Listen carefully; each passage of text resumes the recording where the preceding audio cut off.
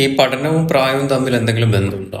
ഒരു ബന്ധവുമില്ല. നമ്മൾക്ക് ഏത് പ്രായത്തിൽ വേണമെങ്കിലും പഠിക്കുക എന്നുള്ളതാണ്.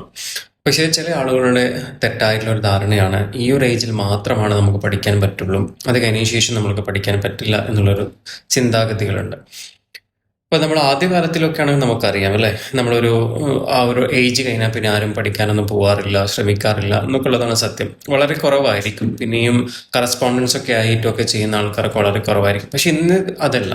ഇപ്പൊ ഇന്നത്തെ കാലഘട്ടത്തിൽ എന്ന് പറഞ്ഞാൽ നമുക്ക് അഡ്വാൻസ്ഡ് ആണ് എല്ലാ കാര്യങ്ങളും. അത് പഠനത്തിന്റെ കാര്യത്തിലാണെങ്കിലും ഒക്കെ അങ്ങനെ തന്നെയാണ്. അപ്പൊ നമുക്ക് ഇപ്പൊ 10ാം ക്ലാസ്സിൽ പഠനം എത്തി നമ്മൾ സ്റ്റോപ്പ് ചെയ്തവരാണെങ്കിൽ, അല്ലെങ്കിൽ +2 കഴിഞ്ഞ് സ്റ്റോപ്പ് ചെയ്തവരാണെങ്കിൽ തുടർന്ന് പഠിക്കാനുള്ള ഒരുപാട് ഓപ്പർച്യൂണിറ്റികൾ ഇന്നുണ്ട് നമുക്ക്. അപ്പം അത്തരത്തിലുള്ള ഓപ്പർച്യൂണിറ്റികൾ നോക്കി നമ്മൾ പഠിക്കാം. അത് നമ്മുടെ രണ്ട് മക്കളുടെ ഉമ്മയായതുകൊണ്ടോ അല്ലെങ്കിൽ രണ്ട് മക്കളുടെ ഉപ്പ ആയതുകൊണ്ടോ നമുക്ക് പഠിക്കാൻ പാടില്ല എവിടെയും പറഞ്ഞില്ല. അല്ലെങ്കിൽ വിവാഹത്തിന് ശേഷം പഠിക്കരുതെന്നൊന്നും എവിടെയില്ല.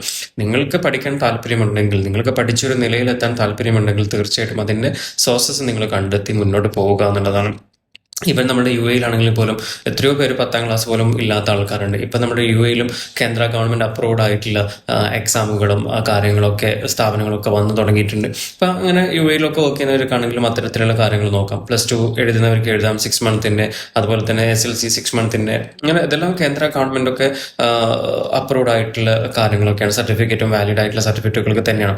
അതുപോലെ തന്നെ നാട്ടിലാണെങ്കിലും നമുക്ക് യൂണിവേഴ്സിറ്റി, ഇപ്പം +2 ഒക്കെ കഴിഞ്ഞ കുട്ടികൾക്കാണെങ്കിൽ യൂണിവേഴ്സിറ്റി ആണെങ്കിൽ ഒരുപാട് യൂണിവേഴ്സിറ്റി UGC അപ്രൂവ്ഡ് ആയിട്ടുള്ള ഒരുപാട് സ്ഥാപനങ്ങളും അത്തരത്തിലുള്ള സ്ഥാപനങ്ങൾ കണ്ടെത്തുകയും ഒരു ഡിഗ്രി എടുക്കാൻ വേണ്ടി ശ്രമിക്കുകയും തുടർ പഠനത്തിന് മുന്നോട്ട് വരികയൊക്കെ ചെയ്യാവുന്നതാണ്. അല്ലാതെ ഏജ് ഒരിക്കലും നിങ്ങൾക്ക് ഒരു പ്രശ്നമായിട്ടില്ല. അത് നമ്മുടെ ചിന്തകളിൽ മാത്രമുള്ള ഒരു പ്രശ്നമാണ്. നമ്മൾക്ക് ആ ഒരു ചിന്തകളെ നമ്മൾ മാറ്റി നിർത്തുക എന്നുള്ളതാണ്. അപ്പോൾ നമ്മൾ പഠിക്കാൻ പോകുന്ന സമയത്ത് ഇനി ആരെന്ത് പറയും, മറ്റുള്ളവരെന്ത് പറയും, അവിടെ ഇവിടെ അങ്ങനെയൊക്കെ ഒരുപാട് ചിന്തകൾ നമ്മളെ അലട്ടിക്കൊണ്ടിരിക്കാറുണ്ടല്ലോ. അപ്പം അത്തരത്തിലുള്ള ചിന്തകളോട് നമ്മൾ ബായ് പറയാം. നമ്മൾ പഠിക്കാൻ വേണ്ടിയിട്ട് മുന്നോട്ട് വരിക. പഠനം നിർബന്ധമാണ്. അറിവുകളാണ് നമുക്ക് വേണ്ടത് ഇന്നത്തെ കാലഘട്ടത്തിൽ. അറിവുകൾ നിങ്ങൾക്ക് ഒരിക്കലും ഒരു നഷ്ടമല്ല. അറിവിന് വേണ്ടി കൊടുക്കുന്ന പണങ്ങളും ഒരിക്കലും നഷ്ടമല്ല. അത് നിങ്ങളുടെ എന്നേക്കുമായിട്ടുള്ള ഒരു ഇൻവെസ്റ്റ്മെന്റ് തന്നെയാണ്. അപ്പം അതുകൊണ്ട് പഠനം പാതി വഴിയിൽ മുടങ്ങിയവരോ അല്ലെങ്കിൽ പഠിക്കാൻ സാധിക്കാത്തവരൊക്കെ മുന്നോട്ട് വരിക, പഠിക്കാൻ നല്ലൊരു നിലയിലെത്തുക, നല്ലൊരു മാതൃകയാവും എല്ലാവർക്കും. അപ്പം എല്ലാവർക്കും നല്ലൊരു ദിവസം ആശംസിക്കുന്നു. നിങ്ങളുടെ സ്വന്തം Ibrahim Majeed, councillor and psychotherapist.